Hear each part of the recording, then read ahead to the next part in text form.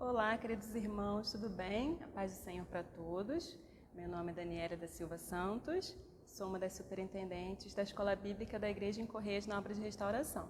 E hoje eu vou ter o privilégio de poder ministrar a lição número 2 da nossa nova revista Vidas Transformadas. Uma revista muito interessante, aí você que tem a revista, não deixe de estudar, porque tem sido muito bom. E a nossa lição de número 2 tem o título Por que eu sou pecador? Título bem intrigante, né? Será mesmo que eu sou pecadora? E se sou, por que sou, não é? Gostaria que vocês lessem comigo o texto básico que se encontra em Romanos, capítulo 3, versos de 9 a 20, tá? Pega a Bíblia, vamos ler juntos. Eu vou lendo, diz assim: Pois que somos nós mais excelentes? De maneira nenhuma. Pois já dantes demonstramos que, tanto judeus como gregos, todos estão debaixo do pecado. Como está escrito, não há um justo, nenhum sequer. Não há ninguém que entenda, não há ninguém que busque a Deus. Todos se extraviaram, e juntamente se fizeram inúteis. Não há quem faça o bem, não há nem um só. A sua garganta é um sepulcro aberto, com as suas línguas tratam enganosamente, e peçonha de áspides está debaixo de seus lábios, cuja boca está cheia de maldição e amargura. Os seus pés são ligeiros para derramar sangue. Em seus caminhos há destruição e miséria, e não conheceram o caminho da paz. Não há temor de Deus diante de seus olhos. Ora, nós sabemos que tudo o que a lei diz aos que estão debaixo da lei, o diz, para que toda boca esteja fechada e todo mundo seja condenável diante de Deus.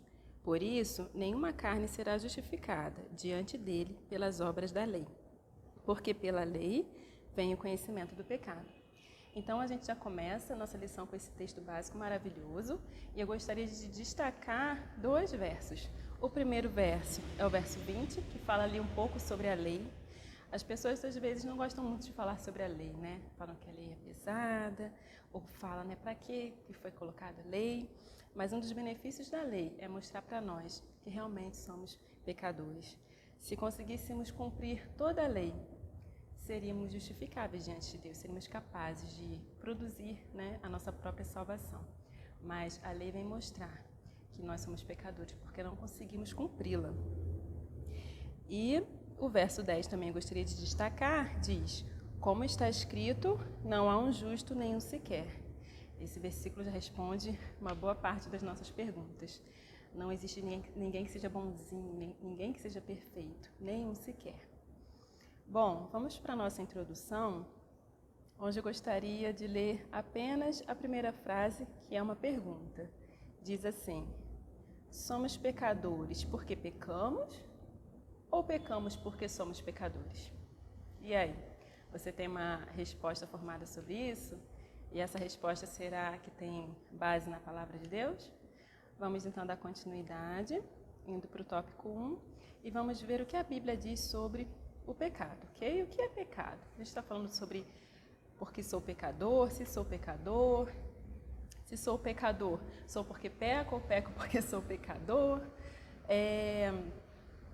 O tópico 1 diz assim, o autor está explicando que a palavra pecado, ela tem origem na língua grega, não é? E significa errar o alvo. Quando fala assim, eu logo penso, né, na imagem daquele alvo lá, pintado de vermelho e branco, e o flecheiro tentando acertar o alvo. E no nosso caso, né, a flecha passa bem longe, por causa do pecado. Que pecado vem da palavra, então, amartia, que significa errar o alvo. Então, né, se tratando de pecado, esse alvo passaria bem longe, ou melhor, essa flecha passaria bem longe do alvo. A Bíblia nos mostra que pecado é qualquer falta de conformidade com a lei de Deus, ou transgressão a qualquer lei por ele dada como regra. Tá? Então, tudo aquilo que a gente faz que contraria a regra estabelecida por Deus, que contraria aos mandamentos de Deus, que desagrada ao Senhor, isso tudo é pecado, tá? Você pode ver isso em 1 João 3, verso 4, Gálatas 3, versos de 10 a 12, vai falar um pouco sobre isso. E que você realmente possa conferir aí na sua casa porque a escola bíblica é para isso, é para a gente estudar a Bíblia, tá bom? Algo bem interessante que o autor aborda aqui, ainda aqui no primeiro tópico, ele diz: o pecado não consiste somente de atos externos, mas também de uma condição interior e de um hábito pecaminoso no coração. Essa parte é muito importante, queridos, nós entendermos por quê. Muitas vezes a gente acha que pecado é só aquilo que nós vemos exteriormente, só aquilo que está diante dos nossos olhos. Então, por exemplo, se alguém comete assassinato, né? Aquela pessoa é pecador, aquele assassino é pecador. Alguém que comete um adúltero, pecador. Um ladrão, uma fofoqueiro, pecador. Roubou, pecador. Né? Então, a gente atribui pecado a essas coisas externas, mas é interessantíssimo, importantíssimo nós sabermos que o pecado, ele começa na mente. E muitas vezes nós pecamos apenas ali na mente, mas pecamos, é pecado também. Você pode estar ali, olhar para uma pessoa e pensar mal daquela pessoa, logo julgar aquela pessoa, é pecado. Você pode ter uma inveja, cobiçar algo, que não lhe pertence, por isso mesmo é a cobiça, e você está pecando. Você pode olhar às vezes para um homem, para uma mulher, para uma criança, maldar, ter maus pensamentos, e você já está pecando. Então isso é importante saber, porque muitas pessoas consideram-se justas, acham que podem justificar a si mesmas, porque dizem que nunca cometeram nenhum pecado assim externo. Mas eu nunca roubei, nunca matei, nunca adulterei, então não tenho pecado. Não, isso não é verdade. E o pensamento? E o mau pensamento? E a inveja, a cobiça? Isso tudo é pecado também, mesmo não sendo mostrado exteriormente, ok? O homem é um pecador por natureza e por si só é incapaz de mudar essa natureza e alterar esse estado. Nós somos incapazes de alterar esse estado de pecado, tá? Nossa salvação é a graça de Deus. Falamos um pouco sobre isso na aula passada, a aula de lição de número 1, que falou sobre o autor da salvação, que é Deus. É interessante também sabermos que no mundo há muitas teorias e filosofias que negam a existência do pecado, realmente. Tem pessoas que negam a existência do pecado, dizem que o pecado não existe, que isso é baboseira aí de religião. Outros dizem que até existe, mas que isso é natural, não tem consequência nenhuma, é normal, ok? Porém, a Bíblia, ela afirma claramente que o pecado existe e que Deus odeia, Deus condena o pecado. Isso você pode conferir em alguns textos. Você pode conferir Deuteronômio 25, verso 16, Salmo 5, 4, Salmo 11, 5, ok? Então você pode conferir, sim, o que a Bíblia diz sobre o pecado, que ele existe e que Deus odeia. É interessante que a Bíblia ela faz algumas analogias, ela faz algumas comparações do que o pecado é na nossa vida. São comparações para nossa mente tentar alcançar um pouco do que o pecado faz conosco, mas é muito mais profundo do que isso. Então, por exemplo, a Bíblia vai falar em Provérbios 30, verso 12, Ezequiel 24, 13, ela chama o pecado de imundícia. Realmente, o pecado é uma imundícia, ele contamina, ele suja, torna imundo o ser humano. O pecado ele é comparado, agora é um pouco asqueroso aqui, mas o pecado é comparado ao vômito, E pior do que isso, os pecadores são comparados aos cães que voltam ao seu próprio vômito. Olha que coisa terrível. Mas a Bíblia compara mesmo. Você pode conferir em Provérbios 26, verso 11 e 2 Pedro 2, verso 22.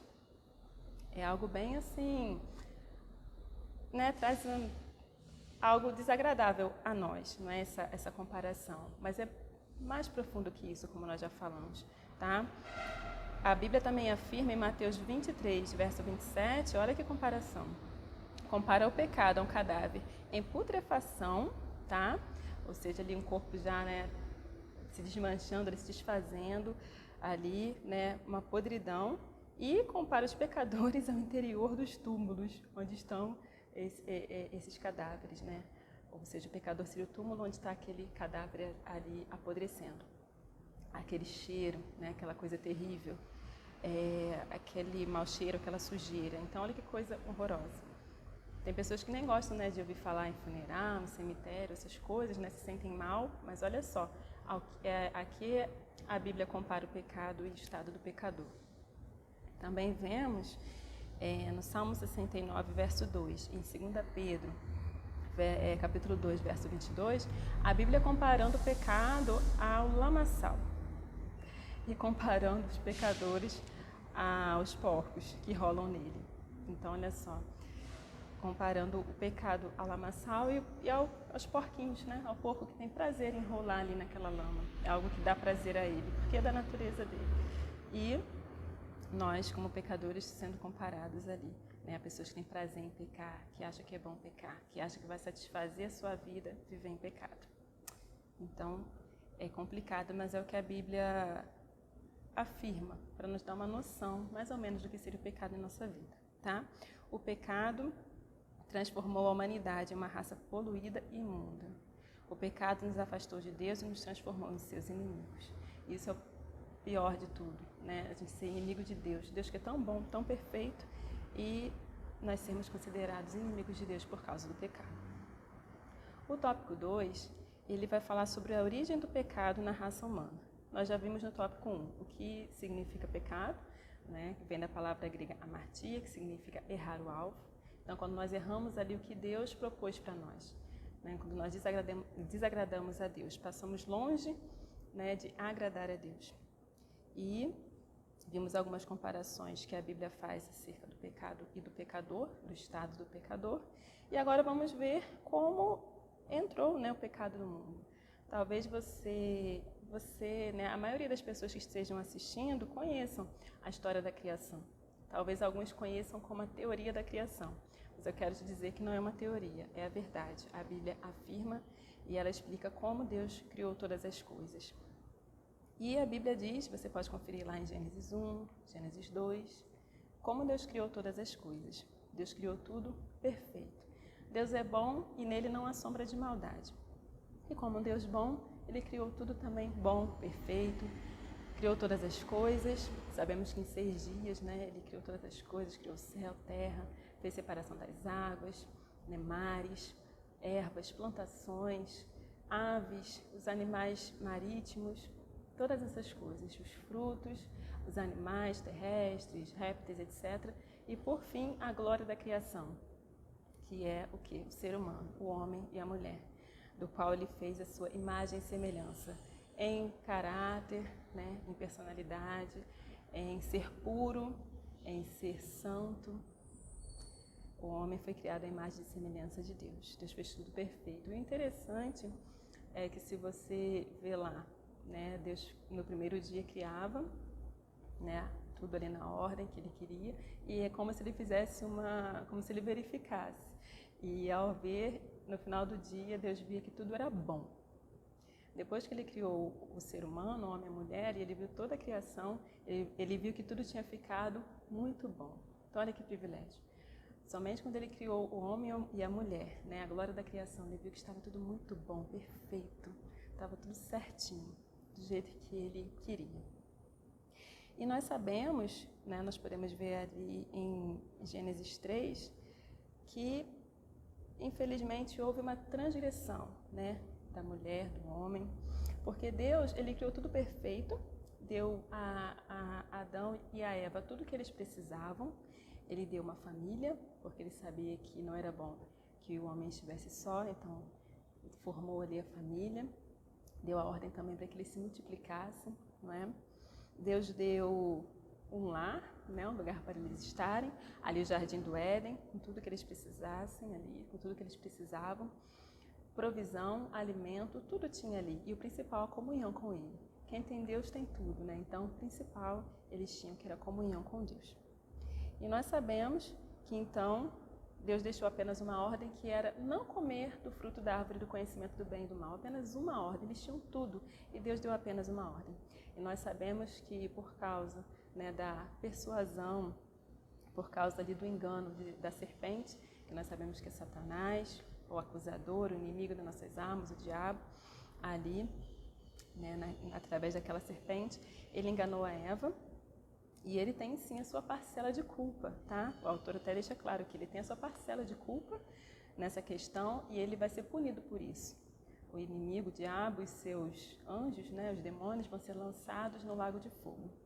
Mas apesar dele ter tido a sua parcela de culpa, dele ter enganado, ele ter insinuado alguma coisa, ele não obrigou o homem e a mulher a pecar, ele não obrigou. O homem pecou porque ele quis, a mulher pecou porque quis. Eles falharam na oportunidade que Deus lhes havia dado de mostrar fidelidade. Apenas uma coisa que Deus tinha pedido e eles falharam, não é? Desobedeceram a Deus. Eles foram persuadidos a quererem ser iguais a Deus.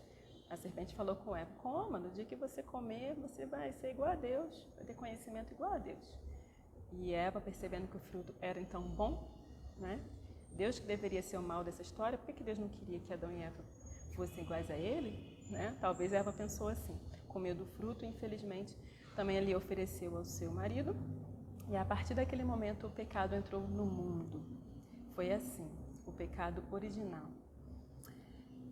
Adão, Eva e toda a raça humana foram terríveis e se manifestaram imediatamente, tá? Vou ler aqui novamente. As consequências do pecado original na vida de Adão e Eva e toda a raça humana foram terríveis e se manifestaram imediatamente. Por quê? Imediatamente. Nós vemos, a Bíblia relata que assim que eles comeram do fruto, desobedecendo a Deus, eles logo perceberam o quê? Que estavam nus. Então já entrou ali a maldade. Eles sempre estiveram nus. E naquele momento é que eles perceberam, né? Quando desobedeceram a Deus. Então, a partir dali, eles já perderam o quê? A imagem e semelhança de Deus. Deus puro, Deus santo, e tínhamos essa imagem e semelhança de Deus. A partir dali, o homem já perdeu essa pureza, essa santidade. Tornou-se totalmente depravado espiritualmente. Outro resultado do pecado original na raça humana foi a morte. A morte é uma das coisas mais terríveis que tem, não é?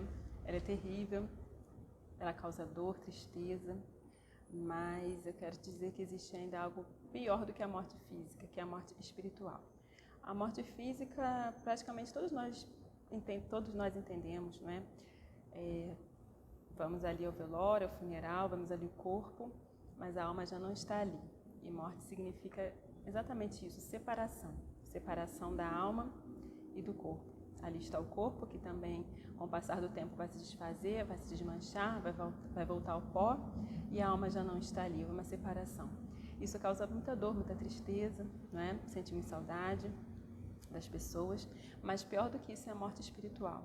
E Adão e Eva, né, a partir do momento que eles pecaram, essa morte entrou a morte física, porque a partir dali eles começaram a envelhecer, né? O homem e a mulher foram feitos para ser eternos, mas a partir dali começaram a envelhecer e um dia a morte física chegaria.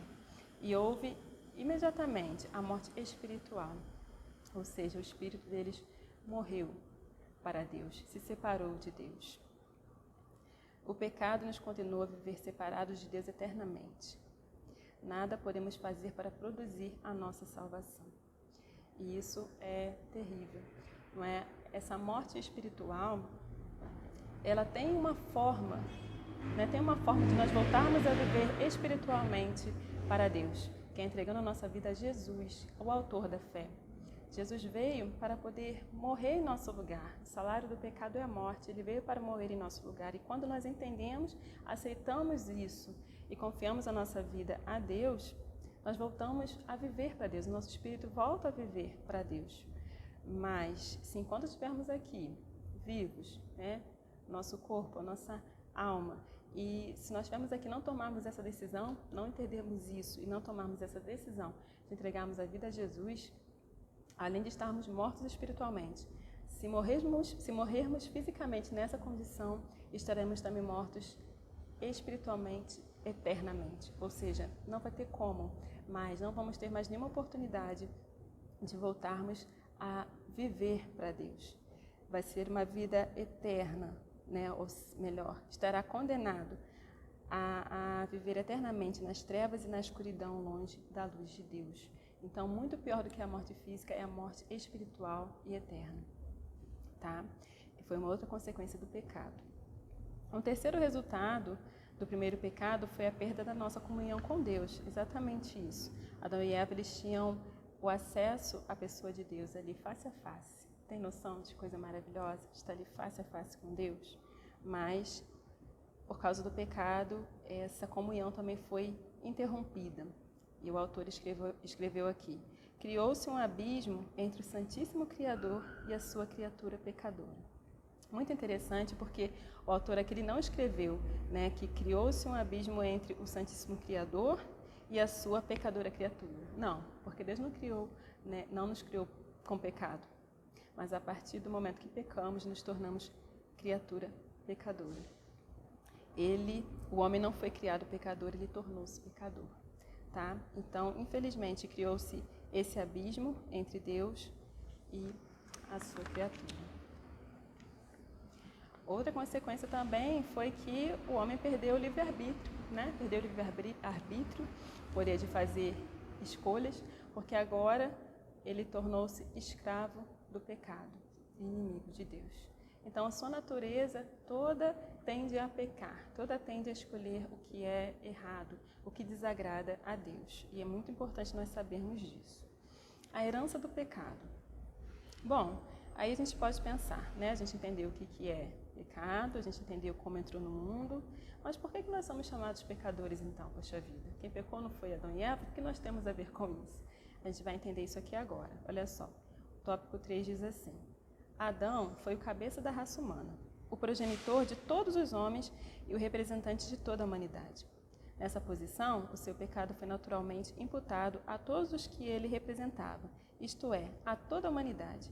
Somos também culpados por este pecado de Adão, que resultou na quebra da aliança que Deus havia feito com ele.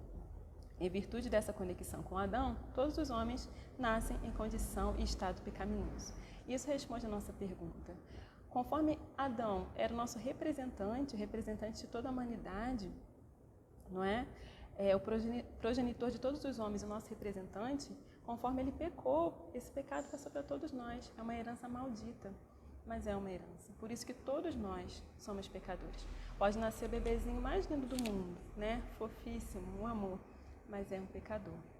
Interessante que o salmista, né, rei Davi, ele já entendia isso. Lá no Salmo 51, verso 5, ele diz assim: eu nasci na iniquidade e em pecado me concebeu minha mãe. Então ele já tinha essa noção. Algumas pessoas às vezes acham que ele está falando aqui da relação sexual, né, como se fosse pecado, mas não é, ele não está falando disso, porque a relação sexual ela não é pecado quando ocorre conforme a vontade de Deus, que sabemos que é dentro do casamento, não é? Mas ele está falando aqui da questão da consciência que ele já tinha do pecado original. Então ele já nasceu sendo pecador, por causa do pecado original. Eu gostaria que você lesse comigo Romanos 5,12. Romanos 5,12, ele vai falar dessa questão, dessa herança que passou a todos nós, essa herança do pecado. Diz assim, ó: portanto, como por um homem entrou o pecado no mundo, e pelo pecado a morte, assim também a morte passou a todos os homens, por isso que todos pecaram. Então, olha como a Bíblia é maravilhosa, como ela nos esclarece isso. Assim como por um homem entrou o pecado no mundo, e por causa do pecado a morte passou a todos os homens. Por isso todos nós somos condenados à morte, porque o salário do pecado é a morte. E por causa de Adão, todos nós pecamos. E talvez você pense, né? Mas eu não acho isso justo, não. Não acho isso justo. Não fui eu que pequei, foi Adão. Talvez você pense isso, mas sabe, nós somos tão pecadores que às vezes a gente tem a ousadia de achar o que é justo ou não. E a Bíblia nos diz que a nossa justiça é como trapo de imundícia perante Deus. Então, essa é a nossa condição.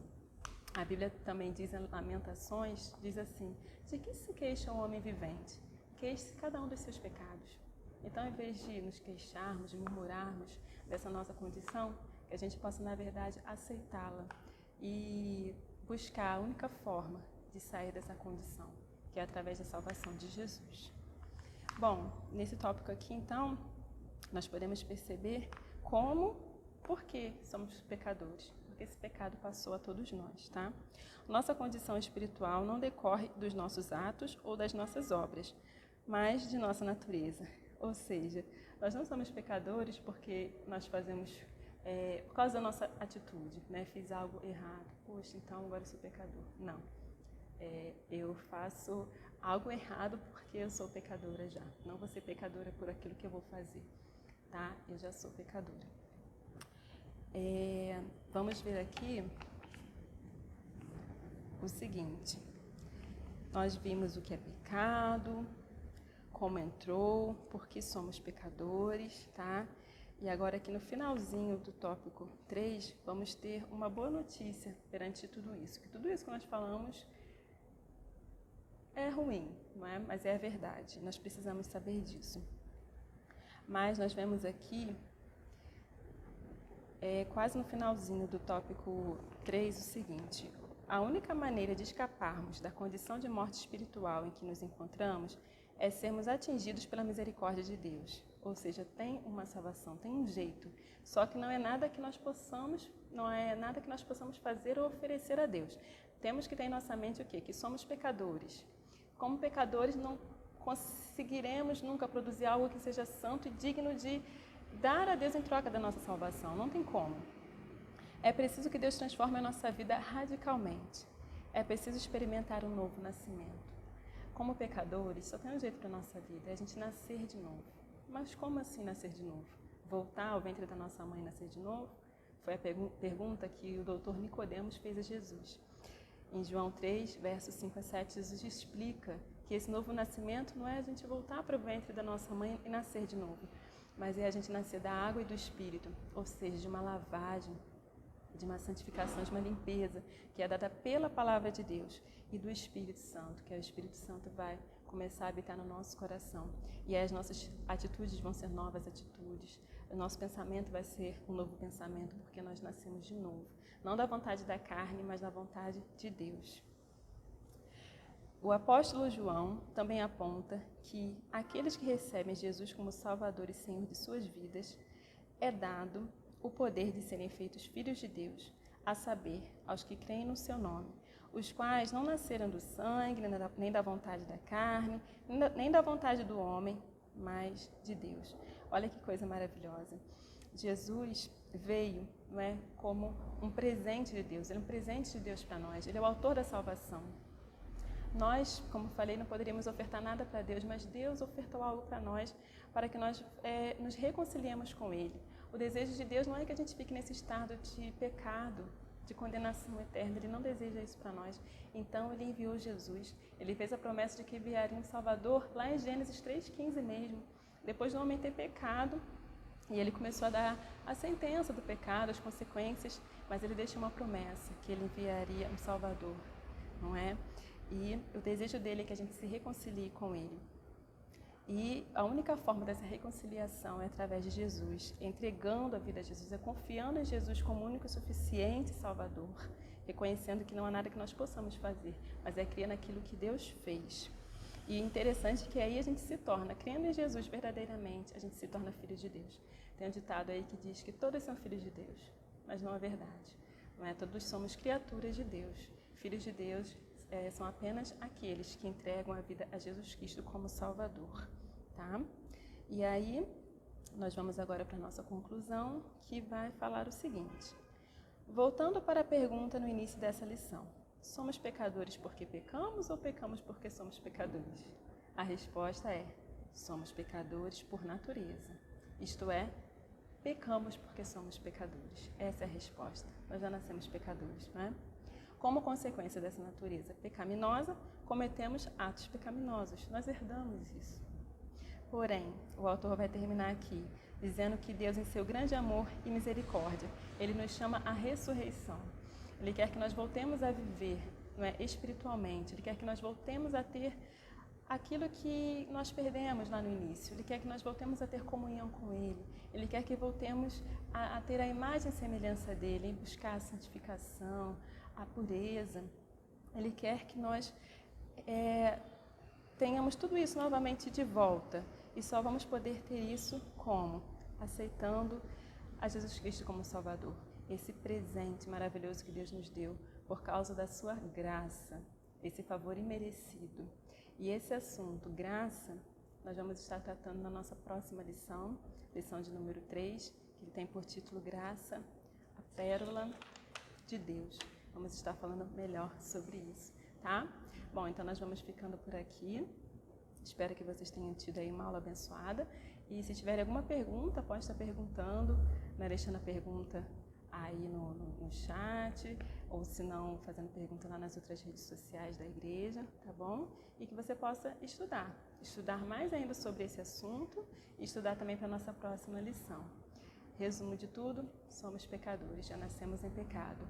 Não há nada que possamos oferecer para Deus em troca da nossa salvação, mas Ele mandou Jesus Cristo para morrer em nosso lugar, isso tudo por causa da graça dEle. E aquele que recebe a Jesus Cristo tem o poder de ser chamado de Filho de Deus. Fiquem com Deus, tenham um dia, uma tarde, noite abençoados. Fiquem na paz.